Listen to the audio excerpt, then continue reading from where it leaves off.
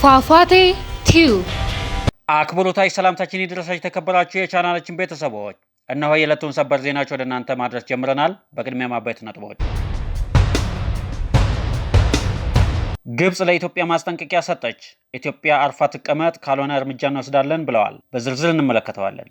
የኢትዮጵያ መንግስት ከኦሮሞ ነጻነት ሰራዊት ጋር ለመደራደር አይፈልግም ሲል ጀዋር መሐመድ ሚስጥር አወጣ። እነ ጀነራል ኃይሉ ጎንፋ ድርድሩ ባለመሳካቱ ፌሽታ ደግሰው ሲደሰቱ ነበር አለ። ዳውድ ኢብሳ ጃልመሮ ኦነግን አይወክልም ብሏል። የምክክር ኮሚሽኑ አመራሮች ይቅርታ ጠየቁ። የምክክር ኮሚሽኑ ኦህዴድን በማገዝ የሰሩትን ወንጀል አምነው ይቅርታ ጠይቀዋል ተባለ።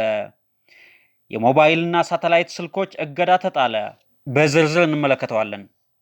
ተመልካቾቻችን፣ አድማጮቻችን ለቻናላችን አዲስ ከሆናችሁ ሰብስክራይብ በማድረግ ይቀላቀሉ። መረጃውን ለሌሎች እንዲደርስ ላይክ፣ ሼር በማድረግ ይተባበሩ። የግብጽ ማስጠንቀቂያ፣ ኢትዮጵያ በአባይ ወንዝ ላይ አዳዲስ ግድቦችን እንድትገነባ አንፈቅድም ሲሉ ሃኒ ስዊላም የግብጽ የመስኖ ሚኒስትር ገለጹ። ሃኒ ስዊላም በካይሮ በሰጡት ጋዜጣዊ መግለጫ ኢትዮጵያ በአባይ ወንዝ ላይ አዳዲስ ግድቦችን እንድትገነባ ሀገራችን የማትፈቅድ መሆኑን በጽኑ አስታወቁም። ይህ ማስጠንቀቂያ የተሰማው ኢትዮጵያ ከታላቁ ህዳሴ ግድብ በተጨማሪ ሌሎች 3 አዳዲስ ግድቦችን ለመገንባት ማቀዷን የሚገልጽ ዘገባዎች ከወጡ ከ2 ሳምንታት በኋላ ሲሆን ሚኒስትሩ አክሎም የህዳሴ ግድብ የውሃ ሙሌትና ኦፐሬሽን መረጃ ለመለዋወጥ የሚያስችል ግልጽና ህጋዊ አስገዳጅነት ያለው ስምምነት እንዲኖር ግብጽ ደጋግማ ስትጠይቅ መቆየቷን ገልጸዋል። በመረጃ ልውውጥ እጦት ምክንያት ሱዳን የራሷን ግድቦች ማስተዳደር ተስኗታል ያሉት ሚኒስትሩ ለዚህ ሙሉ ኃላፊነቱን የምትወስደው ኢትዮጵያ ናት ሲሉ የወቀሱ ሲሆን ግብጽ ግን አሁንም የሁሉንም ጥቅም የሚያስጠብቅ ህጋዊ ስምምነት ላይ ለመድረስ ቁርጠኛ መሆኗን ተናግረዋል። ኢትዮጵያ በበኩሏ ግድቡ የታችኞቹን ሀገራት እንደማይጎዳ በመግለጽ አስገዳጅ ስምምነት አያስፈልግም የሚል ጽኑ አቋም እንዳላት ይታወቃል። ለግብጽ ሚኒስትር ንግግርም እስካሁን ድረስ ከኢትዮጵያ ወገን የተሰጠ ምላሽ የለም። የፖለቲካ ተንታኝና አክቲቪስት ጀዋር መሐመድ በኢትዮጵያ መንግስትና በኦሮሞ ነጻነት ጦር መካከል ተደርጎ ስለነበረው የሰላም ድርድር መክሸፍ የተነሳውን ሐሜት አጣጥለዋል።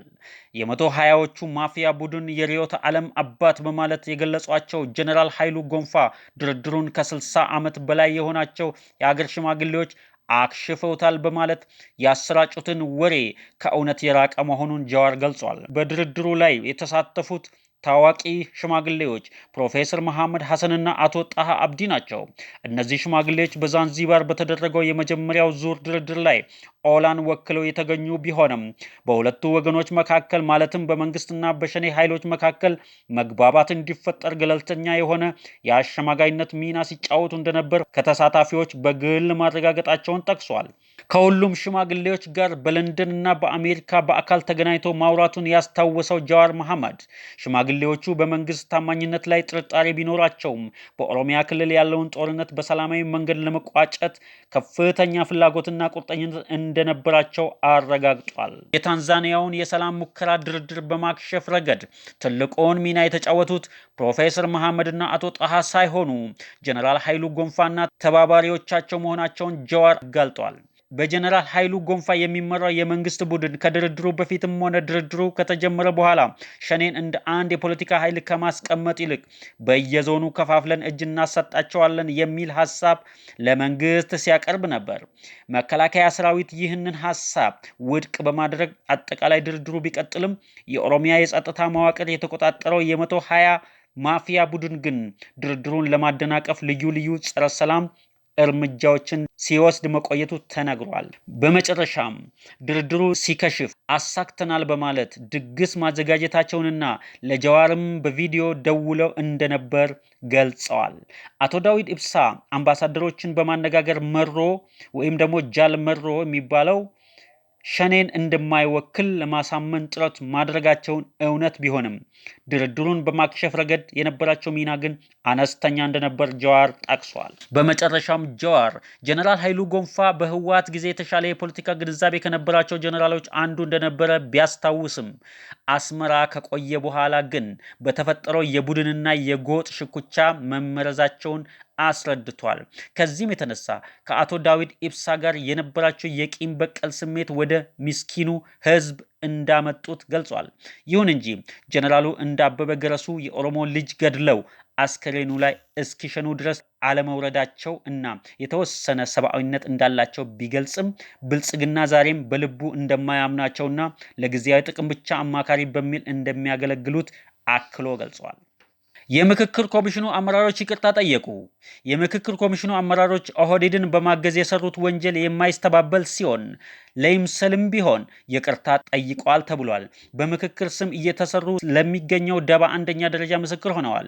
ሰሞኑን የአዲስ አበባ ጉዳይ ላይ የሚወያዩ የምክክሩ ተሳታፊዎች ያለፈቃዳቸው የኦህዴድን አቋም እንዲያንጸባርቁ ወይም ደግሞ የኦህዴድን አቋም እንዲያጸድቁ ተገደው ነበር። የምክክር ኮሚሽኑ ያለ ተወያዮች ፍቃድ አዲስ አበባን የኦሮሞ አድርገው በማቅረብ ተሳታፊዎቹ ላይ ጫና ያደረጉ ምሁራን አምጥተው አዲስ አበባ የኦሮሚያ ካልሆነች ችግር ይፈጠራል አስብለው ነበር።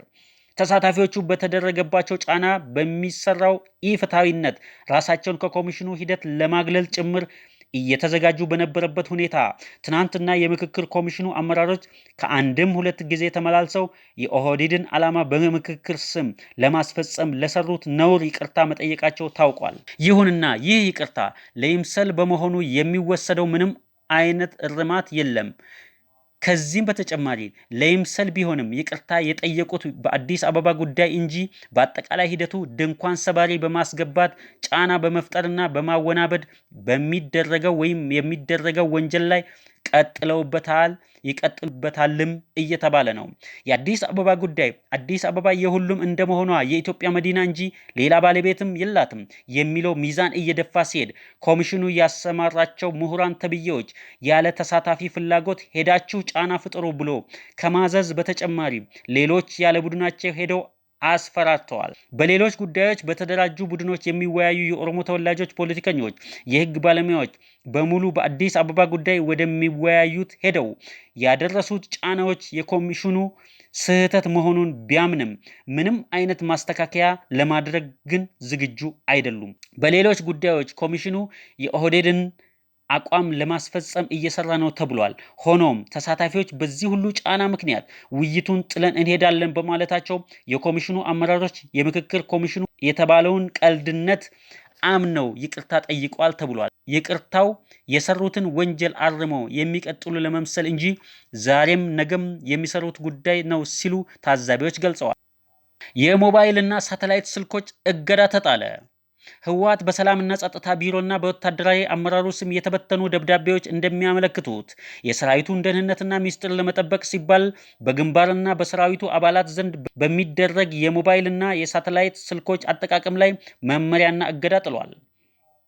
ዋና ዋና ነጥቦች በስልክ ግንኙነት ምክንያት ወታደራዊ ሚስጥሮች በመውጣታቸውና አደጋ በመድረሱ በግንባርና በሰራዊት ደረጃ ግልባጭ እና ግልጽ የግል ሞባይል ስልኮችን መያዝና መጠቀም ሙሉ በሙሉ ተከልክሏል። ስልኮቹ ተሰብስበው በተወሰኑ እሙን ቦታ እንዲቀመጡ ተወስኗል። በሳተላይት ስልክ ግንኙነት በተፈቀደላቸው ከፍተኛ ወታደራዊ አመራሮች ብቻ እንዲካሄድ ተብሏል። ከተፈቀደው ውጪ ወደ መደበኛ ስልክም ወደ ውጭ ሀገር መደወል በጥብቅ የተከለከለ ሲሆን ለአስቸኳይ ወታደራዊ ግንኙነት ብቻ እንዲያገለግል ተወስኗል። ከቤተሰብ ጋር የሚደረግ የስልክ ግንኙነት በሳምንት አንድ ጊዜ ወይም በግንባር ወይም በአርሚ በሚወሰን ቀን ብቻ እንዲሆን ተወስኗል። ይህንን መመሪያ የማይከተል ማንኛውም አካል ወይም የሰራዊት አባል በጽኑ ወታደራዊ ዲሲፕሊን ሕግ ተጠያቂ እንደሚሆን ተገልጿል።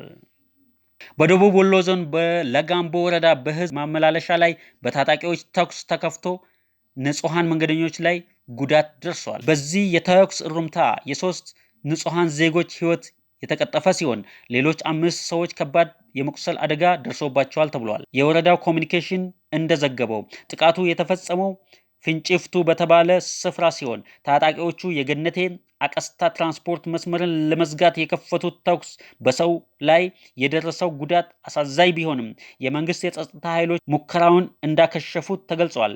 ለሟች ቤተሰቦች መጽናናትን እንመኛለን። አድማጮቻችን፣ ተመልካቾቻችን ለቻናላችን አዲስ የሆናችሁ ሰብስክራይብ በማድረግ ይቀላቀሉ።